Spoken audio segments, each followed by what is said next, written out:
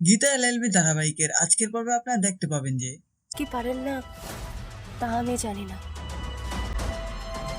কিন্তু বিয়েটা আমি করছি।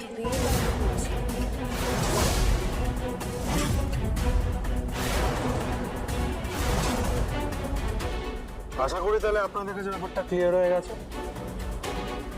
হ্যাঁ, এখন তো সকলের সামনেই ক্লিয়ার হয়ে গেল যে পদ্মর সঙ্গে কৃপানের বিয়েটা পুরোপুরি বেআইনি। এটা একটা সাজানো বড় নাটক ছিল, আর কৃপানকে অনেক অত্যাচার সহ্য করতে হয়েছে। এখন সেই মর্মে কৃপান যদি কোর্টে কেস এক মিনিট আমাকে কেস দেখিও না, আমাকে কোর্ট দেখিও না, আমাকে কোর্ট দেখিয়ে কোনো লাভ নেই। বন্ডি, তুমি মুখ বন্ধ রাখো। ড্যাডি তুমি শান্ত।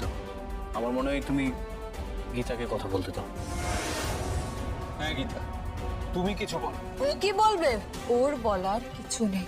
আমি জানি অ্যাডভোকেট গীতা এলএলবি আমাদের পুরো পরিবার তোমাকে খুব ভালো করে চেনে,